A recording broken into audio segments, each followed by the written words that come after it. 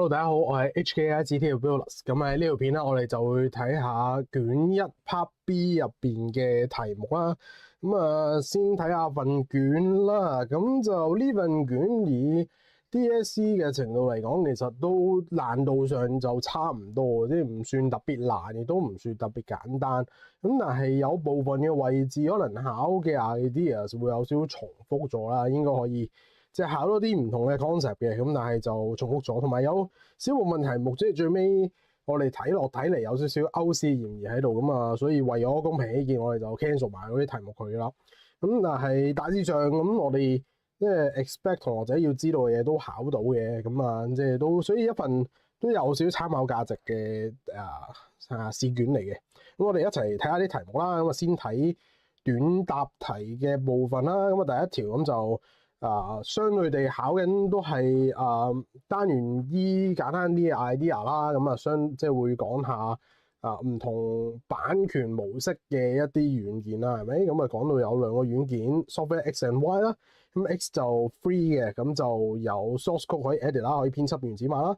咁軟件 Y 就30日試用期。咁Part A 就問啦，咁容許其他人編輯原始碼對軟件業嘅發展有咩幫助？咁其實個 idea 都係想講話，即係呢個編輯，即係啲開源軟件啦，係咪？開放源碼軟件點樣幫到個軟件啦？係咪？咁大致上答到類似 idea 得㗎啦。即係例如就話我哋可以更加多人可以一齊 cooperate 一齊合作啦，係咪？一齊協作咁去實施呢一個嘅程式啦。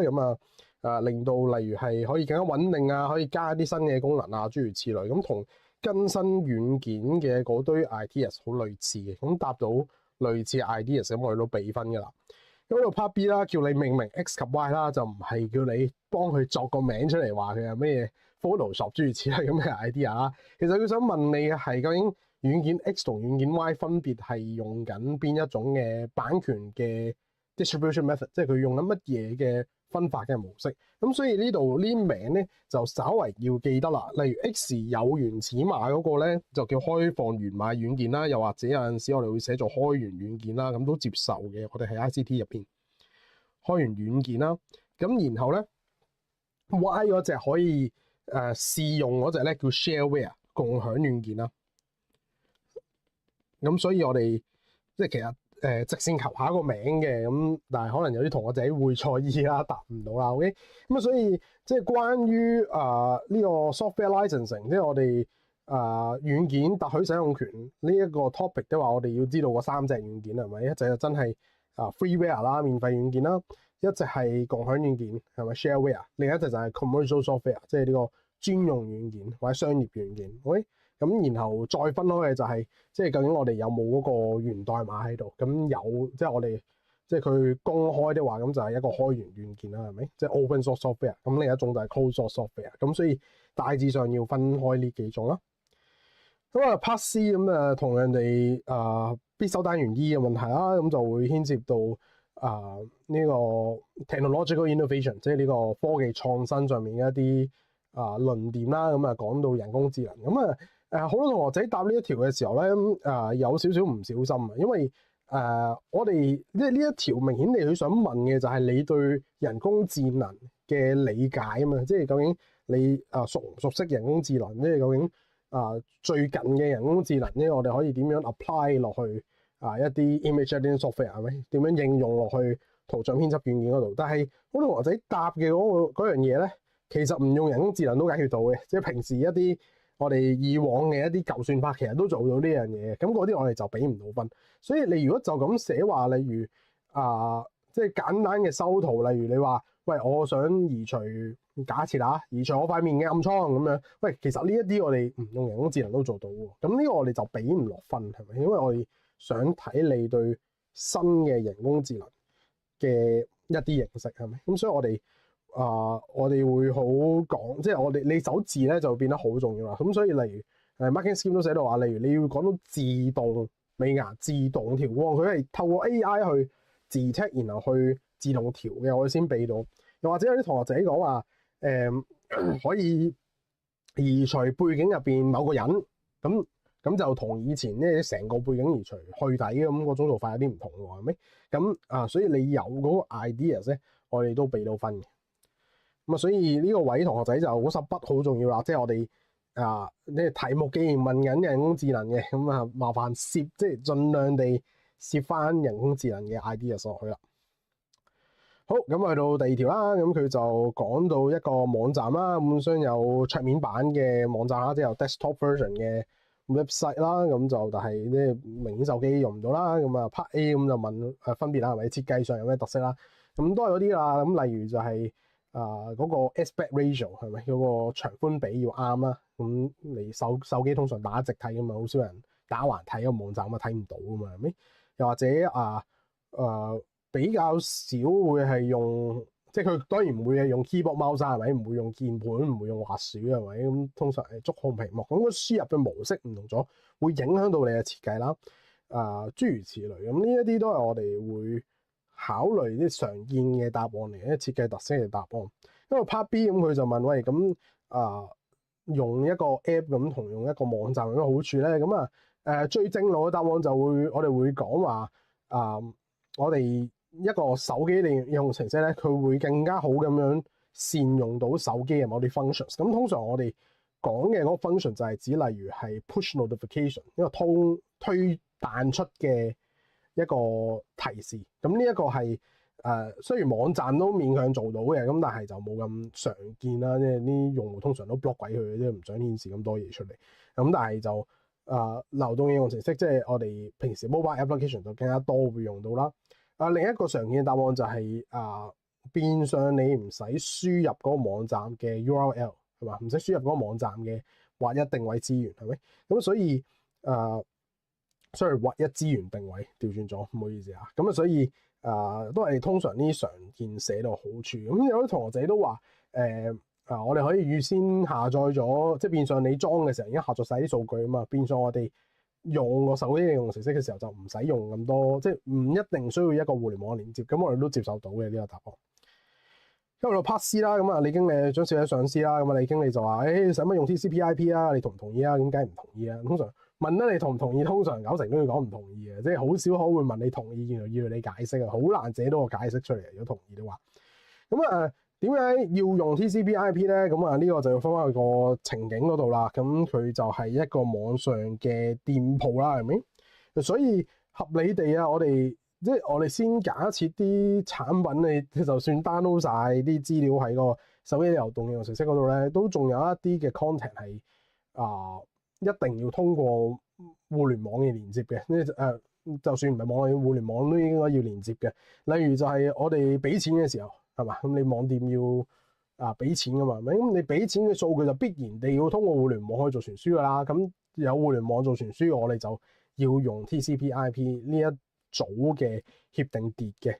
咁所以即係都係要寫唔同意噶啦。咁因為我哋即係無論你係 send 數據俾伺服器或者伺服器單數據落嚟，咁我哋都依然要有 TCP/IP 呢一堆嘅協定去幫我哋去做呢一啲嘅傳輸。咁所以呢個要答唔同意啦。咁答到唔同意都有一分，所以都幾抵嘅。即係你唔識都話撞我唔同意都有一分。DSE 未必有會咁樣出啦，即係 DSE 未必有咁着數啦。好啦，咁去到短答第3條啦。咁一條簡單嘅 programming 即係程式編寫嘅題目啦。咁佢就講一個 array num 啦，就儲低每個同學仔平均使用tablet computers 嘅 average 嘅時間啦。咁num 7就係7號同學仔，咁用咗3.2個鐘啦。咁填即係寫咗呢一堆 x 同 y 啦。咁然後就問你上述算法嘅目的係啲乜嘢？咁有個位就即係唔係咁好嘅，就係呢一個咧，我哋喺必修嘅部分咧就冇傳回呢個 idea 嘅，係啦。咁我哋理論上就應該淨係會寫輸出嘅啫。咁但係臨尾呢一條其實都唔影響個作答㗎啦。咁因為最終嘅大家應該都知道，即係個目的是 x 除 y 係咪？咁所以要 up 到 x 除 y 係做緊啲乜嘢啦？咁所以個目的是什麼東東啊？咁簡單啲嚟講，你應該會望到咧，就係 x 係做緊累加嘅呢個動作啦，係咪？唔好意思啊，撳錯掣。x 係做緊累加嘅動作啦，係咪？做緊 accumulation 啦，呢個咁好 standard，即係針對一個陣列做累加，咁呢一啲係 standard operation 嚟啊，都唔使多講噶。咁然後 y 即係呢一部分咧就做緊 counting 啦，係咪 counting 啊？做緊一個計數啦，係咪做緊計數？咁然後如果佢係做緊計數的話，咁你應該會見到佢最尾係 aggregation 除 counting 咁啦，即係一個平均數啦，係咪？咁所以呢個目的一定係同平均有關噶啦，係咪？同 average 有關噶啦。咁所以好多同學仔即係做到呢一度啊，即刻哇好醒目啊，我識做啊耶咁樣，咁即刻衝去寫話嗰個叫就係嗰班同學仔嘅總平均時間啦。咁出咗事啦。點解話出咗事咧？個原因係咧睇漏咗呢一句，就係佢喺咩情況底下先做累加同加數啊？就係 num k 大過1嘅時候啊嘛。亦即係話咧，如果佢平均個時間唔係大過1，即係例如啱冇踩到1咁樣啦，係咪？其實佢就唔計落去呢個平均時間嗰度。所以咧，我哋即係喺改嘅時候咧，我哋就會提呢樣嘢啦。咁你一定要寫得出咧，呢一個算法嘅目的其實係計緊咧呢種每個同學仔平均時間啦，會排除咗嗰堆用得少過1個鐘，然後再計個平均時間。OK， 咁所以我即係改嘅時候，我哋就去睇下你有冇寫到明話個平均時間係大過1個鐘先計落個平均數嗰度。所以咁呢個就係個算法嘅目的。咁有啲同學仔咧就分開答咗 x 同 y 呢兩個變量，呢兩個 variables 各自嘅作用。咁亦都唔係題目講緊嘅嘢，啲題目講話成個算法嘅目的啊嘛，係咪？咁所以如果你分別地描述 x 同 y 做緊啲乜嘢的話，其實係達唔到個目的嘅，係咪？我夠知道 x 同 y 做緊啲咩啊？我想你講成個算法係做緊啲乜嘢嘛，咁就無謂答非所問啦呢個位。咁呢度1分啦，咁所以相對上即係作為一個目的題目，1分呢度有少少 harsh 嘅，即係 supposedly 應該隱含咗2個條件喺度，應該俾到2分嘅，不過算啦嚇咁1分咁就即係深啲啦呢條題目。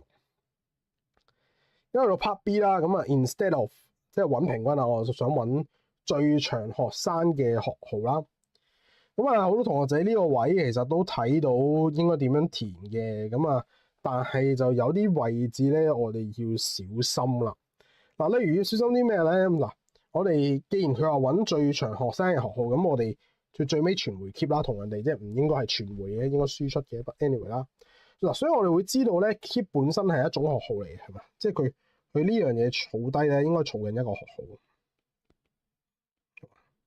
喂，咁如果 keep 係學號的話，即係呢個都學號啦，係咪？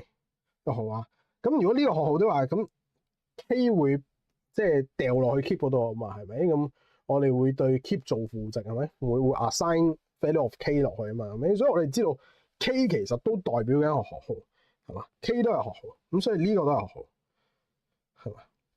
所以呢個都係學號。咁如果 K 係學號，亦即係個索引啦，係咪？即係你見到第4行咧，如果佢有個 num K 喺度啦，係咪？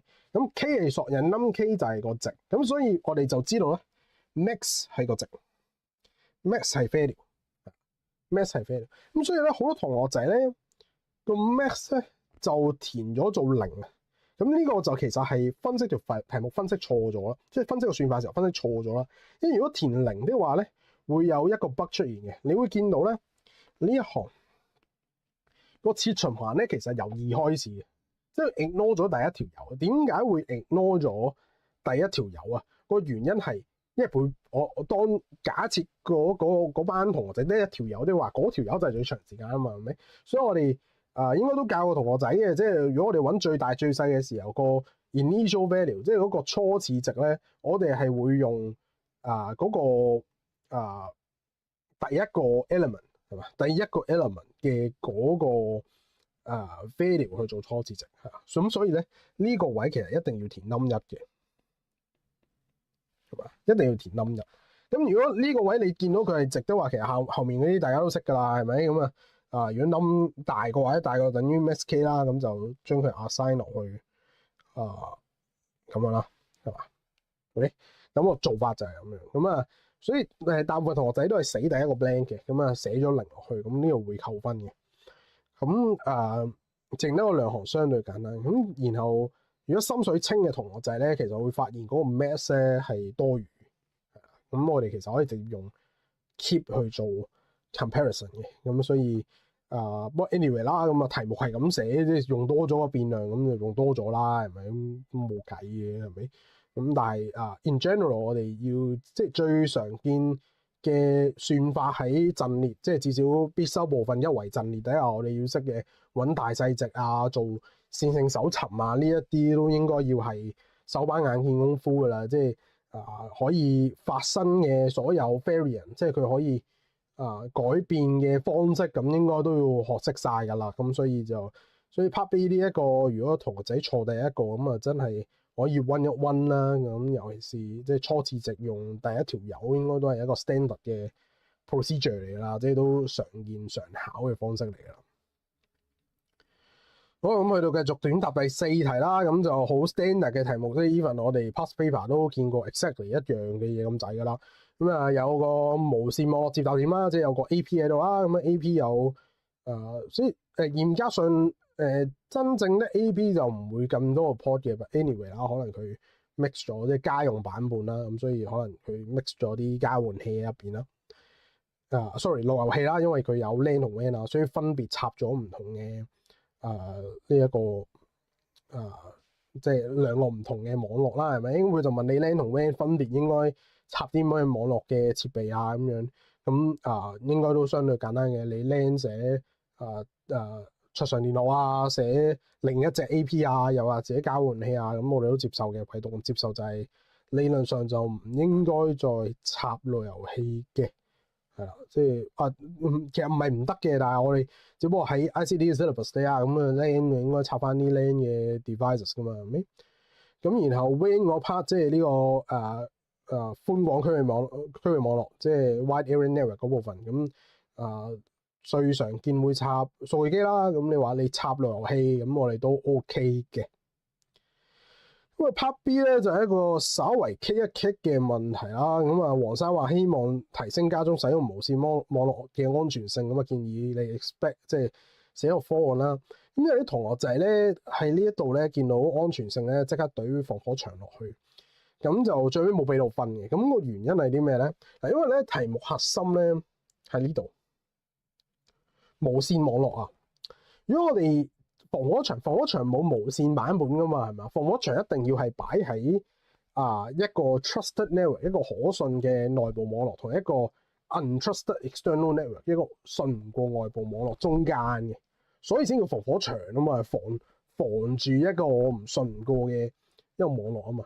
你落防火牆的話咧，佢實際上唔係提升緊個無線網絡的安全性，其實係提升緊你有線嗰一 part 嘅安全性。所以呢一度無線網絡的安全性，佢想針對嘅係我喺 set up 呢一個無線網絡嘅時候，可以點樣令到佢更加安全。咁所以都係有啲方法㗎啦。例如你話會 set up 一啲理論上我哋會用例如 WPA2、WPA3 呢類型嘅無線網絡協定啦，係咪？佢會加密咗個無線網絡嘅傳輸啦。咁呢個第一點啦。又或者你話隱藏 SSID， 咁呢個都係常見嘅即係安全性嘅方式嚟嘅，即係直情唔話，即係你喺手機揾 WiFi 會揾唔到佢個名嘅，因為隱藏咗 SSID 要你自己打落去嘅，咁係提升網絡安全嘅其中一個方法啦。又或者係用白名單，咁即係只允許某一啲嘅設備去連接呢個網絡安全，咁我哋都接受到呢啲答案。咁有好多同學仔就寫話用一啲強啲嘅密碼，咁其實一開波有一批嘅同學仔都打交叉嘅，即係諗下算啦，寫唔到啊，照俾分啦咁樣係啦。咁所以嗱 in general 就要寫得清楚啲咁因為唔係問緊認證的問題，即係佢唔係一個 username password 係嘛，用戶名稱密碼嗰種 idea， 佢係一個連接上 WiFi 嘅密碼。如果密碼其實主要目的係攞嚟做加密噶嘛，係咪？攞嚟加密個無線網絡嘅安全嘅話，係咪？咁所以其實應該要講提供呢一種 service 嗰個協定嘅名稱係啦。咁所以應該要寫到 WPA2、WPA3 係 WEP 嗰類嘅無線網絡連接嘅協定嘅。都係 Part C 啦。咁啊，佢話黃生用無線網絡同有線網絡都可以順利連接到佢嘅手提電腦啦。咁啊，試提供各一項原因以解釋佢使用咗無線網絡或有線網絡嘅方案啦。因為有啲同學仔呢個位有少少誤解咗條題目，或者針對咗喺佢幾時用。但係其實我哋想問嘅嗰樣嘢係即係佢當然啦，即係你提即係個情，即係佢唔係想要一個情景係咪？佢唔係話叫你提供個情景，點解佢用無線，點解佢用有線啦？而係究竟無線同有線嗰個各自嘅好處係啲乜嘢？咁所以佢係一個幾 standard 嘅題目，係去比較緊無線網絡同有線網絡嘅分別。咁而有線網絡咧，大家都寫到啊，即係穩定性較高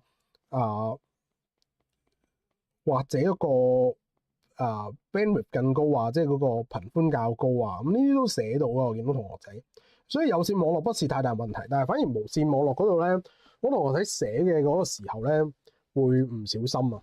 點解會唔小心咧？嗱，好多同學仔就寫咧話無線網絡唔受距離限制，又或者有啲同學仔寫咧無線網絡個距離較有線網絡長，兩者我哋都唔接受嘅。點解我話唔接受咧？嗱，因為呢度明顯地錯咗 concept 嘅。一個有線網絡，我行一條 Cat5e 嘅，即係最 standard 最舊，即係都舊㗎啦。而家用 Cat5e、Cat5 嗰啲，我哋用個 Cat5e 嘅線even UTP cable， 即係呢個無屏蔽雙扭線纜線，佢可以傳輸嘅距離係100米。無線網絡嘅範圍其實講緊得10零20米咁嘅啫喎，即係如果尤其是你喺家用，即係佢都講明喺家用嘅情況底下，喂，其實好細喎嗰個範圍。所以如果同學仔寫話冇距離限制，就首先一定錯啦，係咪？因為你喺學校係連接唔到屋企 WiFi 噶嘛，係嘛？其實有距離限制噶嘛，咁所以我哋會打交叉啦。咁然後你如果 argue 話無線網絡個距離較有線網絡長，我哋都唔接受嘅，因為有線至少行100米你無線網絡會受到啲長嗰啲影響喎，係咪？咁所以我哋接受唔到嘅。好啦，咁我哋可以寫啲咩咧？所以咧我哋通常咧會 argue 佢個佈局嘅彈性啊。咩叫佈局嘅彈性啊？即係佢其實隱含嘅意思係你哋想講嗰樣嘢。佢唔受到嗰條 cable， 唔受到嗰條纜線嘅影響，係即係我唔會俾條纜，即係俾咗條 cable 焗死話你部電腦一定要擺嗰度啊嘛，係咪？呢樣嘢叫佈局嘅彈性，即係我哋放置嗰部設備嘅位置有較高嘅彈性，呢個先至我哋用無線網絡嘅其中一個原因。咁另外啦，即係亦都一個常見我哋考試都接受嘅答案就係，你如果寫話我可以隨時增加一啲新嘅設備，或者隨時移除啲設備都 OK 嘅。咁你電話咁樣，咁有陣時我會離開屋企噶嘛，係咪？咁變相移除呢個設備咯，係咪？咁呢個都係即係都可以算係一種彈性嘅佈局嘅一種嚟。咁所以即係 Part C 呢一條同學仔大意嘅地方就係寫嗰首文字，我哋呢一條作為一個無線網絡同有線網絡嘅比較嘅時候，我哋寫答案嘅時候就要非常之小心啦，去決定我哋寫嘅答案接唔接受到咧。你做比較嘅時候就要比較得好小心。咁呢個位就係我好多同學仔可能冇嗰個意識，即係我成日講話嗰個比較意識啊，你要識得去比較兩者方案之間有咩唔同。咁呢個位就係好多同學仔寫無線網絡方案俾人扣分嘅嗰個原因，就係你寫落去嘅時候嗰個比較唔正確冇效啊。所以呢個就係即係做呢一條同學仔要小心嘅地方。咁另一方面就係wired network， 即係有線網絡同 wireless network 無線網絡嘅比較，其實真係非常之經常會出㗎啦。咁所以就即係呢一啲我哋可以話係 standard 嘅答案，呢啲標準答案，咁同學仔都值得記一記嘅。咁短答嘅最後一條啦，咁雖然都唔多短㗎啦呢一條，咁其實就考緊即係用呢個編碼嘅 idea encoding 嘅問題啦。咁好早期可能有啲同學仔中4學，有啲同學仔中5學，係咪咁即係 book A， 即係必修 book A 入邊嘅一啲 idea 嚟㗎啦。咁就我哋講話我哋去表示某啲嘢，咁通常都係用編碼方法。咁佢用咗一個好 specific 嘅編碼方法啦，係咪？咁就用18個位元啦，咁俾咗一個好詳細嘅嘅例子你啦，咁然後 Part A 咁啊叫你照填啦，咁啊罰抄嘅啫，OK，咁啊所以都唔仔細講啦，即係通常都係啲同學仔都係抄錯啦，咁有同學仔就搞錯咗即係最尾嗰個位元啦，係咪？咁啊，所以佢係要全組數字嘅一嘅數值必然為單數咁樣，或者奇數咁樣，咁所以即係用緊呢個 odd parity 係咪？即係呢個單數嘅奇偶檢測啦，係咪？奇數檢測啦，或者叫做咁啊，所以 Part A 咁啊，輸唔小心啦。咁啊 Part B 咧就有啲尷尬嘅。咁啊，佢話上述輸入系統可能會產生唔被系統接受嘅錯誤18位元碼。咁啊，除咗輸入錯誤嘅檢查數位之外，咁啊講出點解佢唔接受啦。咁就淨係接受兩個答案嘅啫。嗱，一個咧就係用戶輸入嘅嗰個時間大過24啦，係咪？即係可能你話25點咁，冇25點呢樣嘢噶嘛，係咪？咁所以 Marking Sim 就寫話佢寫預約開始時間係31，咁呢個我哋接受啦。另一個我哋接受咧就係題目講明咧有1到15間房嘅，所以15間啦，講明咗15間啦。咁但係個用戶輸入咗0，即係0號房，咁就冇0號房呢樣嘢，咁所以就都接受呢個 idea 嘅。咁其他都唔接受啦，即係你話即係有啲同學仔就 argue 話，佢會係變做19位碼、19位元碼咁講，即係題目已經講明話係一個不接受的18位元碼，咁唔可以，你唔可以即係違反題目講嘅嘢噶嘛，係嘛？咁所以呢個我接受唔到啦。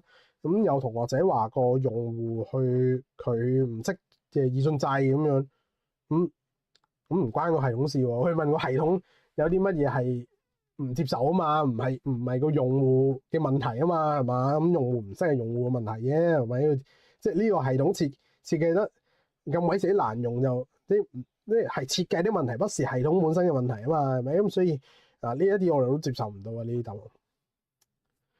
咁然後 Part C 啦，就話除咗 Part B 嘅問題之外，咁就有陣時預約房間都有啲限制，咁啊叫你舉出2個限制咁樣，咁就呢個有啲衰嘅，即係如果你做唔到 Part B 就做唔到 Part C 噶啦，咁就所以都係睇翻 Marking Sim 啦。咁啊主要就係例如佢只能夠逐個鐘咁，即係開始時間一定1個鐘1個鐘啦。有冇啲同學仔 set 到呢個 point 嘅，係咪？即係唔可以10點半開始啦。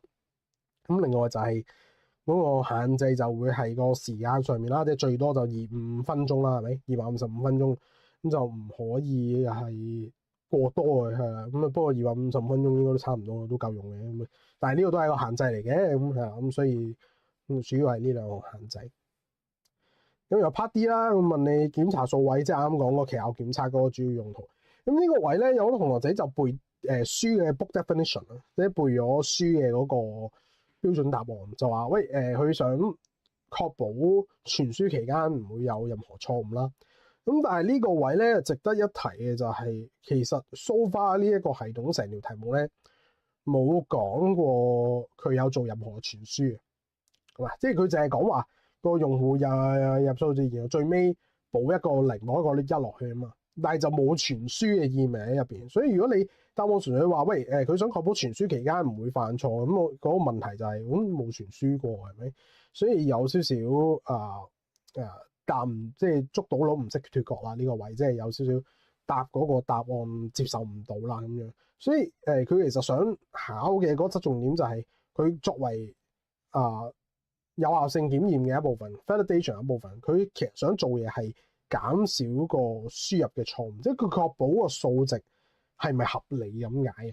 咁所以即係你見到 Marking Scheme 會寫啦，即係你要去判斷佢係咪符合嗰個標準，去減低嗰個嘅 input error，呢個先至係佢主要用途。因為呢條題目就冇發生過任何傳輸嘅情況喺度，所以你答案就咁寫話確保傳輸時唔會犯錯，咁就好似冇回應到條題目啦。咁我哋即係答問題嘅時候都要諗一諗個 scenario 啦，即係可能稍為地要轉一轉嗰個definition 嗰個定義，即係確保自己寫嘅嘢符合翻條題目入邊嘅。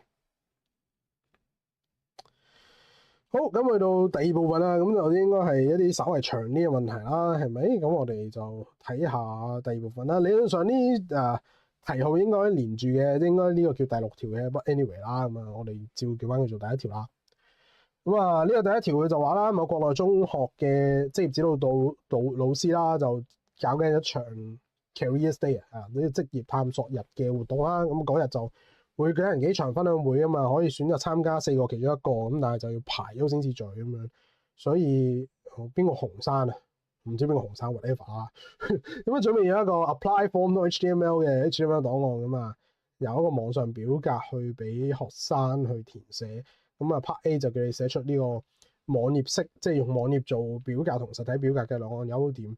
咁呢一條咧，即係寫兩個啊，真係有啲困難嘅，即係可能即係啲醒嘅同學仔都會寫到一個嘅，咁寫兩個有少少嘅高難度，咁都有同學仔寫到。咁但係呢一種嘅 ideas，即係呢一啲嘅比較題咧，我哋會講佢係 digitization，即係數碼化，即係某個 process 嘅數碼化完之後嗰個結果會係點樣？咁part A 都試過有類似嘅 past paper MC 題目啊，或者 short questions 都問過類似嘅 idea， 都係同表格啊 form 有關嘅。咁所以可以寫啲咩咧？咁啊，例如就係你可以寫話，我哋可以節省咗重新輸入去一個資訊系統嘅時間啦，呢個即係節省呢個時間、人手同埋即係減低佢錯誤嘅時間啦。又或者可以 argue 話可以自動做分析或者可以大量地咁去將問卷 send 俾其他人。咁呢個我哋都接受到。咁接受唔到嘅就係有好多同學仔 argue 咗去環保嗰邊啊，即係話喂咁實體表格咁就唔使印咁多紙出嚟。咁呢啲答案真係可圈可點啊！因為以往嘅 past paper 我哋應該係冇接受過呢類型嘅答案。而冇接受嘅理由都應該合理嘅，佢而家係因為我哋呢個位其實想側重嗰個，即係我哋暗碼底想問嘅嗰樣嘢係我哋收集數據嘅方式由實體轉做電子化，咁有啲咩好？即係對我哋收集數據有咩好處啊嘛？咁因為呢一個係一個必修 A 嘅問題係咪？我哋講過資訊周期係咪嗰7個 steps 嘅時候，其實有講過有討論過呢個 idea 係咪？所以 instead of 我哋用呢啲實體表格，即係明顯地我哋針對佢輸入去資訊系統嘅時候，有佢特定嘅優點係同呢個 accuracy 即係準確度同佢 efficiency 即係嗰個效率有關。咁所以即係如果講到環保嘅話，就有啲劍走偏鋒啦。咁我今次就冇俾到分。咁我估考評局都未必會俾分嘅，係啦，即係呢個即係有少少專業判斷啦。我個人認為佢都俾唔落手，咁所以就 mark 嘅時候都冇俾到分啦咁樣。所以集中翻喺即係我哋即係做資訊，即係喺我哋講 information processing 即係單元 A 嘅時候，我哋討論其實即係核心都係嗰兩個 point 嘅啫。我點樣確保佢accurate，即係啲數據收翻嚟係冇問題嘅，即係唔好 GIGO 啦，唔好無用輸入無用輸出啦，係咪？另一方面就係個 efficiency，即係我哋收集嘅時候點樣可以提高個效率。咁呢一啲都係我哋常會考到嘅 ideas 嚟嘅。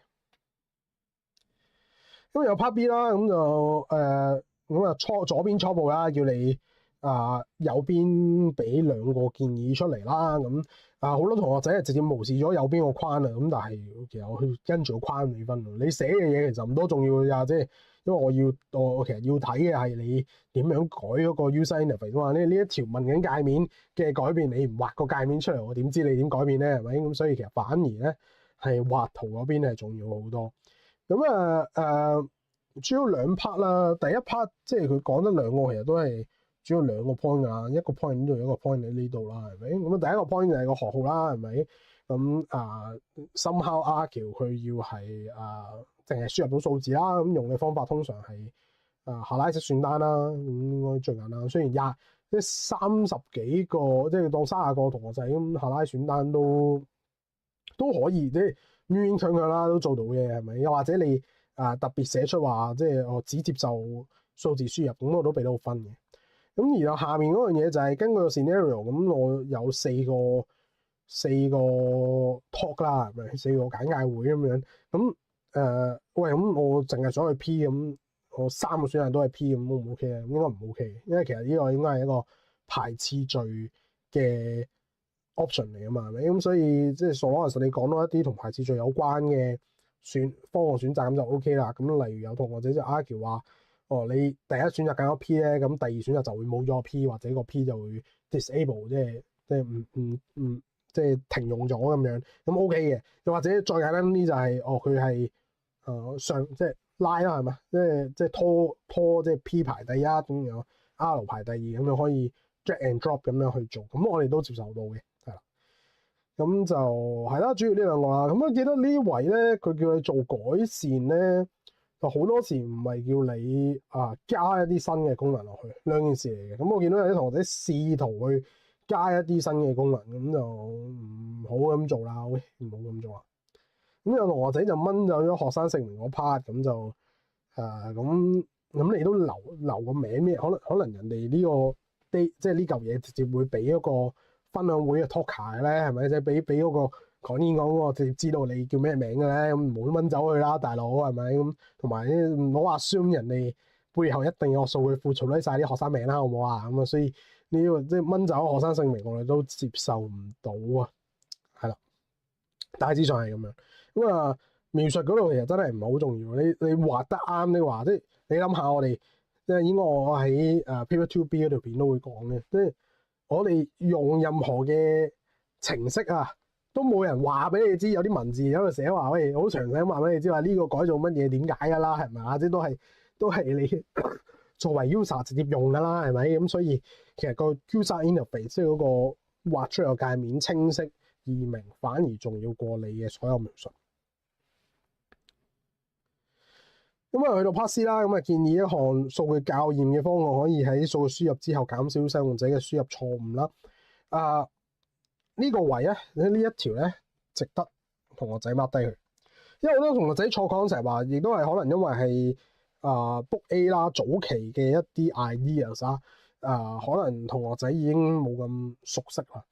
咁要記得呢一個 topic， 啲數據校驗呢個 topic 嚟自邊一課咧？就嚟自第二課。即係 book A 第二課，即係第一本書第二課。我哋討論嘅時候，即係個標題係數據控制 （data controls）。點解要控制啲數據咧？因為我哋 argue 話，喂，我哋想將啲數據懟落一個資訊系統，咁可能啲數據錯噶嘛，係咪？所以我哋要揾一啲嘅措施啦，去減低呢個可能性。that's why 我哋要控制啦，數據控住嘅啫嚇，即係咁實際上我好難去判斷係咪真係啱嘅。但係數據控制有兩種方式，一種要有效性檢驗。validation data validation 係嘛，有效性檢驗，另一種就係數據校驗 verification。OK， 兩者目的唔同㗎。validation 個作用係通常我有啲 rules 喺度啦，去確保我哋輸入嘅數據合唔合理。而數據校驗 verification 或者數據驗證啦，依家新嘅譯法就係我去判斷佢準唔準確。所以合理準確係兩個唔同嘅對立嘅 concept 嚟㗎。我可以有數據合理但不準確㗎嘛，即係例如我聲稱我嘅性別係女性，咁呢個咪合理但不準確咯。有女性呢個性別但係唔準確咯，我男仔嚟㗎嘛，係咪唔準確啊？係咪？咁亦都可以係有啲數據係不合理但準確㗎嘛，即係例如有一啲默書咁樣會扣到負分嘅，咁但係我條 rule 就淨係寫0到100分咁樣，咁個老師當佢入數據入咗兩次啦，係咪？入分數入咗兩次，入兩次都係-20分嘅。咁呢啲咪不合理但準確嘅數據咯，係嘛？所以我哋講數據控制嗰課嘅時候，我哋要分得好清楚有效性檢驗同數據驗證 validation verification 嘅分別。呢一條就問緊 verification， 前面即係我哋前面個 check parity check， 即係呢個奇偶檢查數位嗰個係一個數據有效性檢驗 validation 嘅手段嚟。好，咁所以呢一 part 問咗數據校驗係一個verification 啦，係咪？所以佢係問準確性，咁而準確性入面得3個可能性嘅啫。Input data twice, double data entry, proofread 3種。Input data twice 就輸入數據2次啦 ，double entry 就係雙重數據輸入啦。咁分別就係 input data twice 係一個人做2次啦，double data entry 2個人分開輸入啦。OK， 咁有冇下呢個 form？ 你會唔會叫個同學仔入2次啊？俾人打係嘛？話喂，咁簡單嘅嘢都要入2次係咪？嘥時間啦係咪？我不如攞張 form 自己填好過啦，係咪？攞張實體 form 自己填好過啦。所以咧，輸入數據2次同埋double data entry 即係雙重數據輸入，我哋都唔俾分。實際上只有 proofreading 即係呢個校對校驗數據，我哋會俾分嘅啫。亦即係話，可能佢會彈個 check box 出嚟，然後叫你去確定你自己寫嘅嘢啱唔啱。咁呢一個就係呢一條嘅答案。咁所以呢一個如果你答錯咗，例如你喺度作一啲 validation 嘅手段出嚟啊，又或者你寫好多同學仔寫輸入兩次啊，咁其實值得溫一溫呢一課。即係同埋即係你如果寫輸入數據兩次的話，就要諗一諗究竟個 scenario 符唔符合啊？即係你通常你都係啲例如password 嗰類，即係密碼嗰類先會輸入兩次啫。咁你冇可能將個密碼顯示俾用戶睇噶嘛，係咪？咁但係 other than that，喂，成張 form 喺度叫人再輸入一次，然後求其一個撳錯咗，又要再嚟過咁樣，似乎唔 user friendly，亦都唔多合理啊。咁所以就值得同學仔溫一溫啊呢一 part。好，咁就 part D 啦，咁都準備咗一個 poster 都 HTML 啦，咁有一個400像素嘅表格啦，咁入邊有一張career.jpg 嘅宣傳海報啦，咁同埋一個報名超年記入邊啦，咁就宣傳有關活動。咁 part 1就問至於 JPEG 比下列兩種格式較適合喺網頁使用嘅一個原因。咁好多同學仔會錯意，冇睇清楚題目，咁啊以為係調翻轉咁寫，即係第一 part 就寫 GIF 好過 JPEG 嘅地方。咁呢一個即係skill issues 啊，即係睇題目都睇錯，我幫你唔到啊！記得呢個問 JPEG 嘅好處，唔係問緊 GIF 或者 PNG 嘅好處。咁而問 JPEG 嘅好處咧，咁通常都兩 part 嘅啫，即係色深啦，係咪 color depth 呢一個resolution 啦，可能係咪咁？所以例如 GIF 咁嘅 case，咁就你 argue 嗰個色深啊，係咪色深較高啦？係咪咁呢啲standard 操作啦，色深較高。咁有啲同學仔呢個位咧就寫話JPEG 解像度較高，咁臨尾冇俾到分嘅個原因係in fact 係即係雖然你見開嘅 GIF 係細細張，咁呢個唔代表佢唔可以大張噶嘛，係嘛？其實可以好大張嘅，只不過我哋 in general 比較少咁樣用，咁純粹係因為有更加好嘅 option 係嘛？咁就係 JPEG 咯，係咪？咁有啲同學仔 argue 話因為唔使喐嗰張圖，咁我都接受唔到嘅。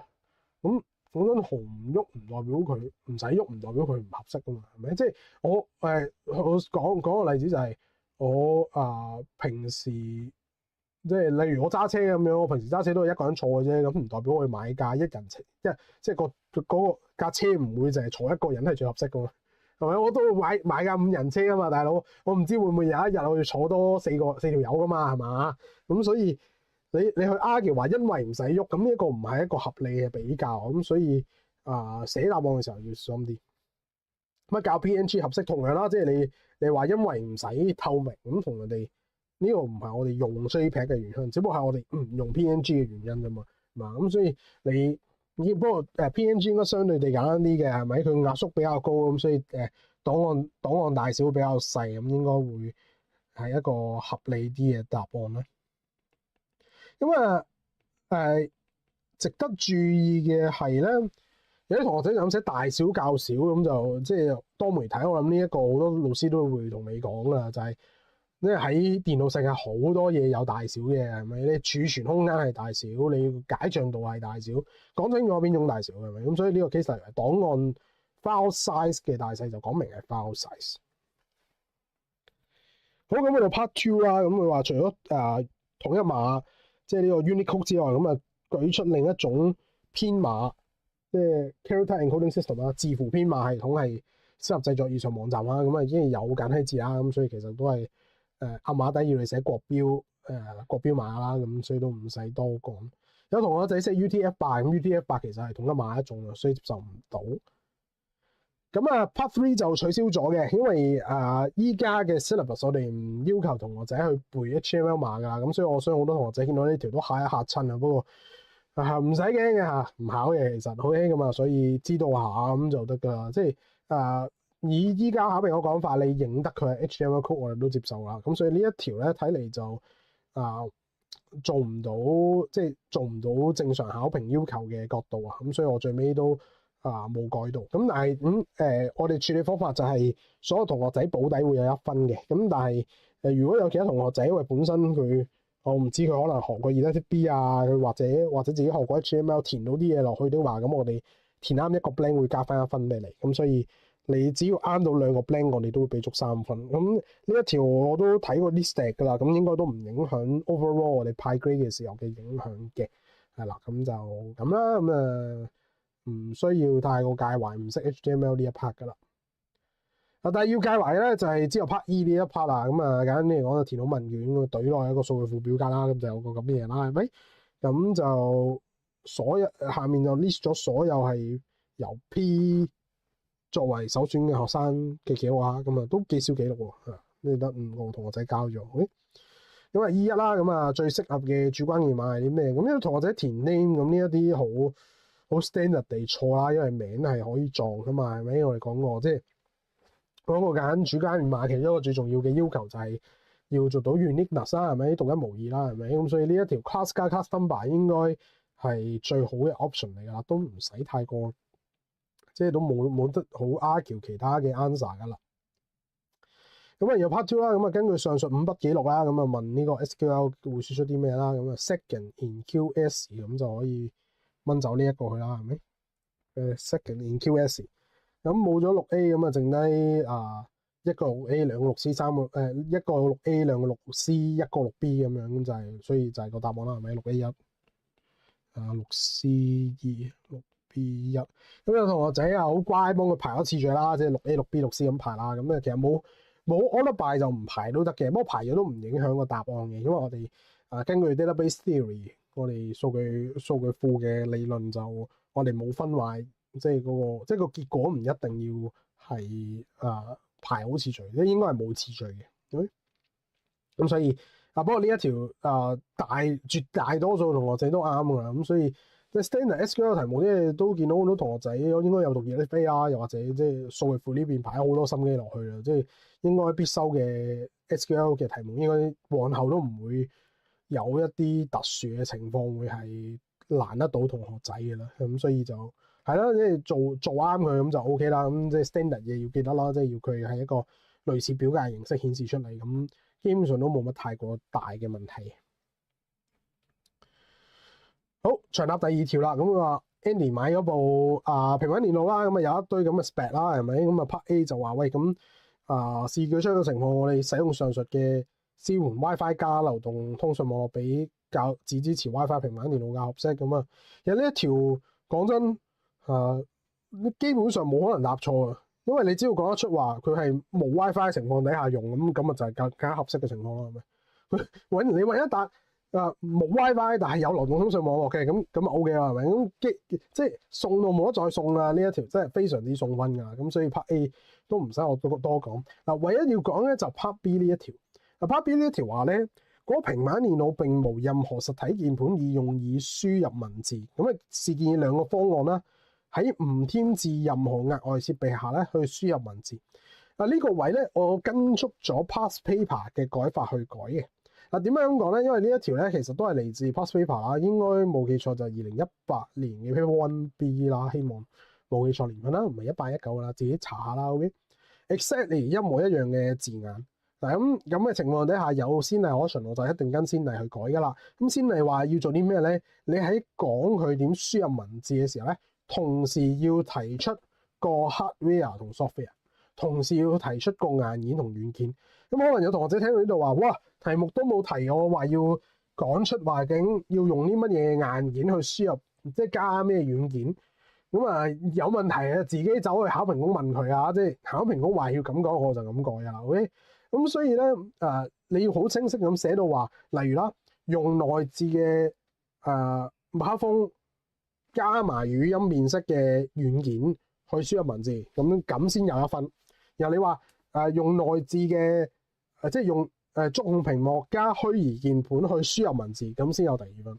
OK，咁所以呢個位好多同學仔其實寫到個 idea 去，我都知同學仔識嘅，即係文字輸入啊、手寫啊、即係呢一啲語音識別啊，你寫到啲 terms 出嚟啊。但係個問題就係當年個 marking scheme 係 require 你寫埋個 hard disk 出嚟，咁所以呢位就變咗話，喂，好似好唔 fair 咁樣，係唔 fair 㗎啦。有乜嘢咪入考評局數咯。咁但係身為 ICT 考生，我哋操 past paper 嘅作用就喺呢一度。我哋要知道考評局對某啲題目佢要你嘅 requirement 係啲乜嘢。咁呢個就係一個好好例子。當佢問親話，喂，唔俾你加新嘅硬件嘅時候，你就要 justify 埋，即係你要論證埋究竟點解呢一個不是一個新的額外嘅 hardware。OK， 咁所以好自然嘅呢一條，我覺得即係都大家都傷亡慘重嘅。咁但係呢一啲咧就我哋要操 past paper 嘅原因啦，即係唔合理嘅地方，我哋作為 ICA 考生唯一可以做嘅就係背咗佢咯，係咪？即係要理解考評局嘅 requirement 我哋身為5星嘅考生，唯一要取悅嘅就係個 marker 係咪？即係 HKEAA 係咪？考評局係咪？所以呢一啲就係我哋應該要做嘅嘢。咁又 pass 啦，咁同人哋呢一條我都 cancel 咗噶啦，即係都係一樣做法，補第1分。咁如果你計得啱咧，我會俾埋第2分你。咁但係其實基本上都唔使識得去做呢啲運算，因為考評局講明話你唔需要明白一啲嘅 technical details 嘅。咁呢個我都相信，即係以咁多年嘅 pass paper 嚟見，我哋都未見過考評局考呢一樣嘢噶啦。咁純粹係你哋新世套書有呢樣嘢，咁就我相信我出卷嘅老師話擺埋落去啦咁樣。咁但係我站喺考評角度就唔改啦，即係呢一啲唔識係好正常嘅。OK， 咁因為都牽涉到例如你要理解到即係4:3，即係會係數學一啲比例嘅問題啦。咁然後乘翻啱個即係嗰個 MP 嗰個狀啦，MP 係乘1000 square 啦。OK， 咁所以就14.5 m 啊，sorry 嚇，即係個 m 解1000 square 咁樣係咁，所以呢一啲都唔詳細去講啦。好，咁去到 part D 啦 ，standard 比較硬件嘅問題啦。咁佢同我講話有3種嘢啦，主記憶體、快速記憶體同快閃記憶體啦。咁問容量大細之外，咁各自嘅一個分別啦咁樣。咁呢個位咧，我覺得同學仔要記得嘅就係其實主記憶體咧，我哋通常會係指 RAM 啊，而唔係指 ROM 啊，因為我哋 ROM 即係以任何電腦嚟計，佢個 ROM 其實開完機就冇用㗎啦嘛，係咪？咁所以我哋做比較嘅時候，見到主記憶體咧，你可以暗指 RAM。咁如果你暗指 RAM 嘅話咧，就寫到幾樣嘢啦。例如 Part 1咧，速度上咁一定係主記憶體快啲，係啊，主記憶體嗰個速度會快啲，係啊，佢作為 RAM，一快速記憶體擺喺 hard disk 嗰度啊嘛。擺喺硬碟嗰度啊嘛，係咪？咁所以速度上一定主記憶體係快啲。咁由 Part 2都係啦。咁快閃記憶體作為一個secondary storage，即係佢係一個輔助儲存器啦。咁所以都係主記憶體快啲。咁另外可以 argue volatility，即係嗰個易失性嘅問題啦。咁主記憶體 RAM 嚟講係易失嘅，咁由快閃記憶體係非易失嘅。咁所以要記得呢一啲嘅 idea 啦。Part E 啦，咁John 劉永成又問你攞授權啦，咁有一啲係呢個 threat and security on the internet，即係呢個 C 書後期嘅 ideas 啦，問你咁樣 OK 嘅一個潛在風險。寫得唔好呢一條，咁好多同學仔就寫就話咁我即係佢會攞到Andy嘅 GPS 位置同埋電話簿咯。咁我心諗廢話啊！你都批准咗俾佢啊！咁呢個就不是潛在風險啦，係咪？呢個明顯嘅風險，即係已經實現咗啦。呢個風險係咪？都唔係一個風險嚟嘅。咁唯一你寫風險我哋接受啲咩咧？例如就話呢間公司喺 Andy 冇同意底下將佢嘅資料俾咗第三方啦。咁呢個會係一個潛在風險。會收到更加多嘅垃圾短信，咁因為有電話簿聯絡資料啦，即係可能佢啲 friend 收到緊咯。咁我呢啲都接受到啦。又或者有啲同學仔話：喂，可能個其他開發商會變相得知到 Andy 真正嘅住所喺邊，因為有 GPS 位置。咁我都接受到。你就咁話佢攞到 GPS 位置同埋電話簿聯絡資料，咁不如照抄嘢，我哋唔會俾分嘅。OK。咁又 Part F 啦，咁依家市面上好多流動應用程式係免費軟件啦，咁講一個原因點解冇錢賺都仲開發啦咁樣。咁其實個原意咧，呢一條就想講就係話其實免費軟件佢唔可以，即係佢係賺唔到錢啦。咁但係佢賺到其他嘢，例如賺到知名度係啦，即係可能我可以作為一個呢個宣傳嘅渠道啦，係咪？咁例如。會見到嘅就係例如一啲即係等巴士嘅時候係咪？你有個嗰啲 app 係咪？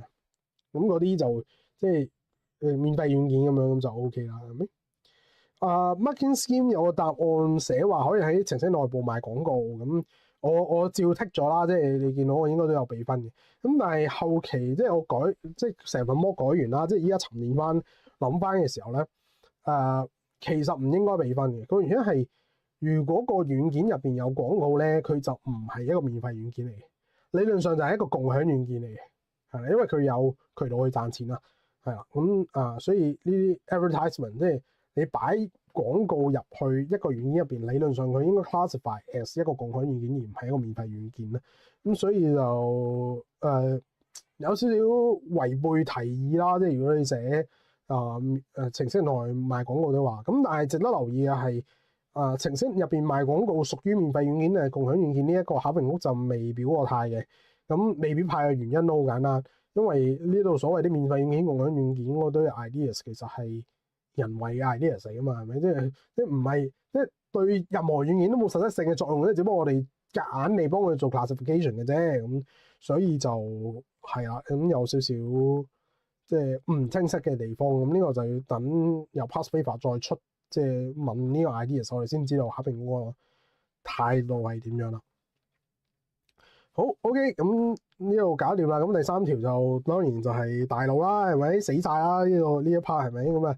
關於試算表啦同 programming 啦 ，OK， 咁就俾咗一個咁嘅你啦，咁就顯示係呢個工作表2025-12-25嘅記錄啦，咁俾咗頭4筆同埋最尾2筆你啦，咁所以就2001到2啦，係咪？咁就應該係啱啱200個 record， 唔知有冇心算，唔好意思啊。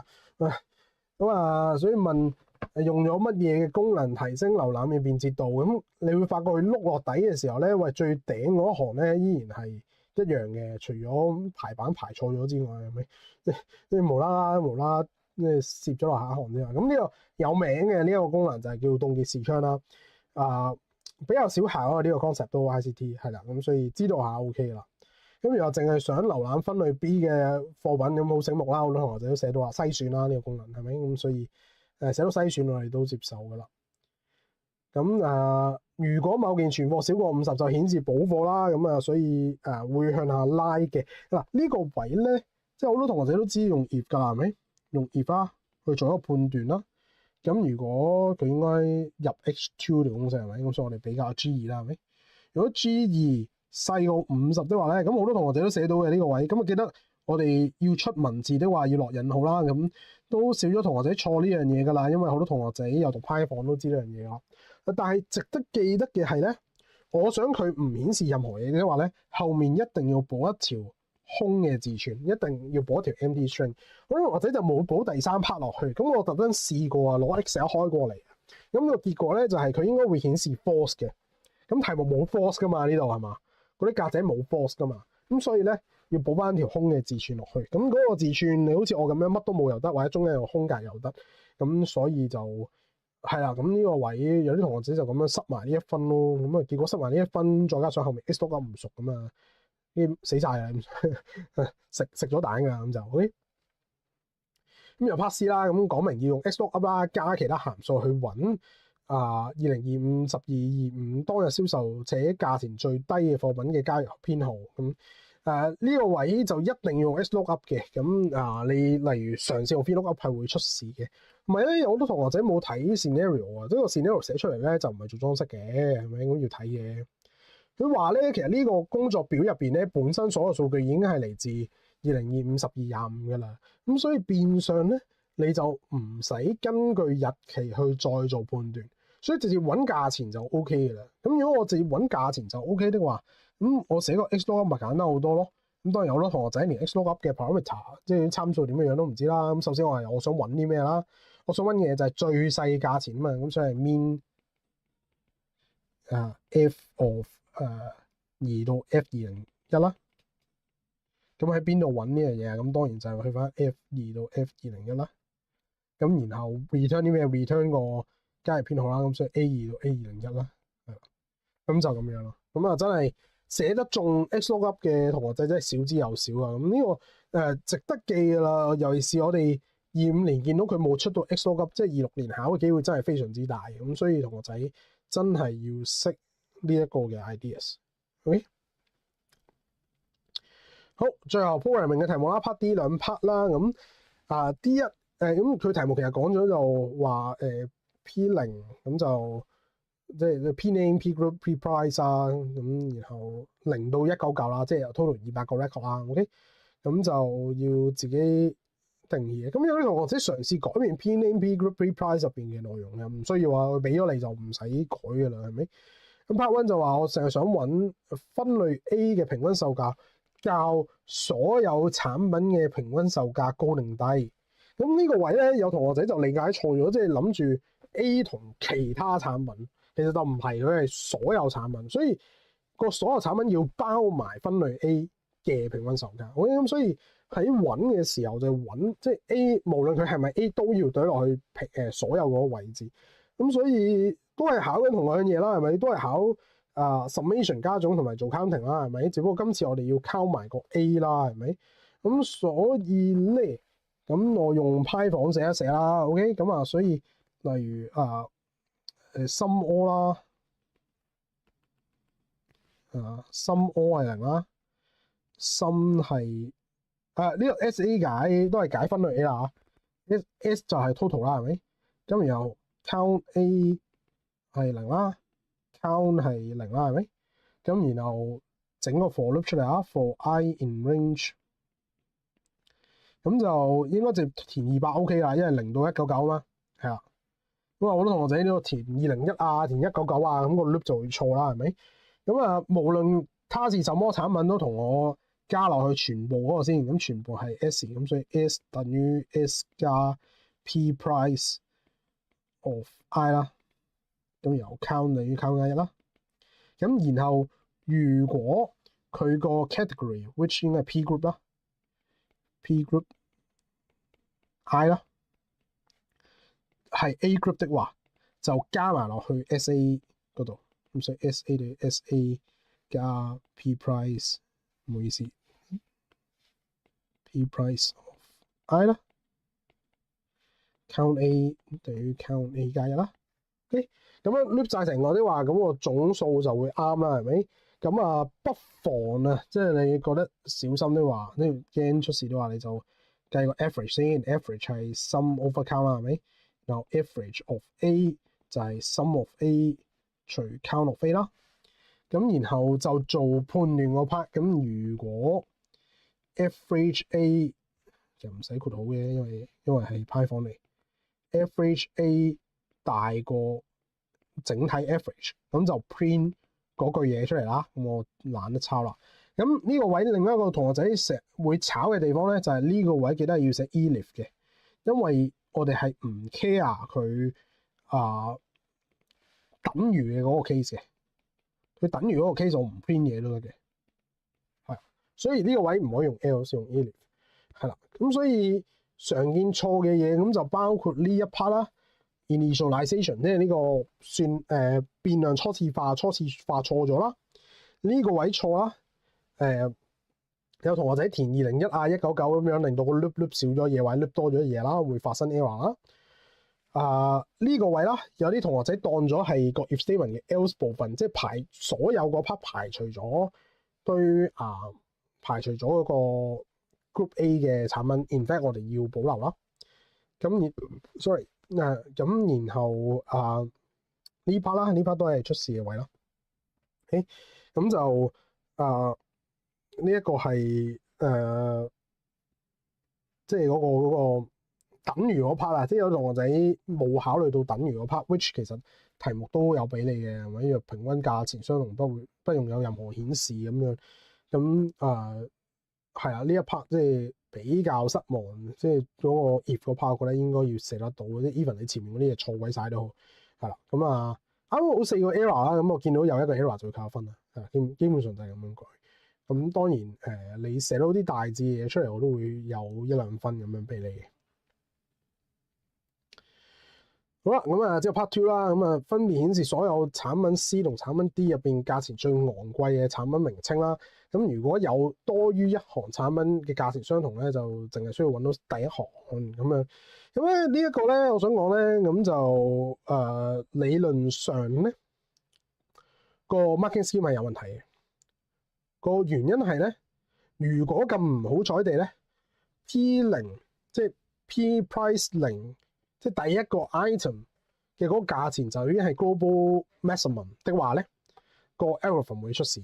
咁所以我呢度我會寫我自己嘅版本出嚟啦。OK， 咁我哋要揾個 price 啊，咁同時間要揾個揾個名稱，咁就第一個就得啦。OK， 咁所以我哋我會先建立兩個嘅變量啦，用 maxC、maxD 啦，好。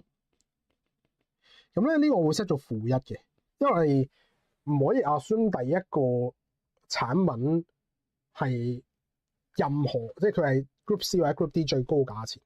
因為如果我 assume 即係我如果個 index 填0嘅話咧，會有個問題就係如果咁啱你佢 global maximum 嘅話咧，咁就會發覺佢最尾 return 個 value 唔係嚟自 group C 或者 group D。咁不過呢個位我冇扣分嘅，因為 marking scheme 點寫我就點改㗎啦。OK， 咁但係有一個同學仔發現到呢個問題係寫到同我 idea 一模一樣嘅嘢，所以做得非常之好嘅嗰個同學仔。但 anyway 啦，我哋繼續做住先啦。咁 maxD 會係個 index position 啦，咁所以我哋會再 loop 嘅，咁 loop for i in range 啊，唔記得咗自己寫緊咩添，寫緊 Python 添，同人哋 loop 晒佢啦，咁所以同樣地 loop 200啦。咁然後咧，我哋就 check 佢個 group 啦。If P group I 啦係 C 的話，咁就逐個做啦。C 先啦。咁如果佢係 C 的話咧，我就要 check 啦。如果 maxC 等於負1，呢個 case 就係唔好意思，兩個等號Python maxC 等於負1。咁呢個 case 就係佢一開始未有 failure 啦，又或者咁呢一個就 shortcut evaluation 可以咁做啦，就係 P price of 依家嗰個嘢大過 P price of maxC 啦。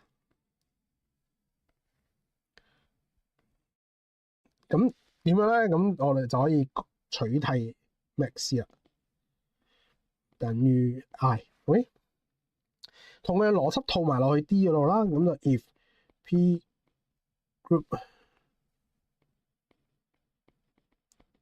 I 等於 D 啦。咁然後 if 呢個 maxD 係負1啦，或者 P price I 大過 P price maxD， 咁我哋就可以取替 maxD。咁最尾 loop 完之後，咁 maxD 就會係最大嘅嗰個，即係個 price 最大嘅產品嘅 index position 啦。咁所以我哋 print 嘅時候記得要套翻個名落去。所以 P name 係 P name， 大階 A， 唔好意思。第4階盡量跟翻足啦。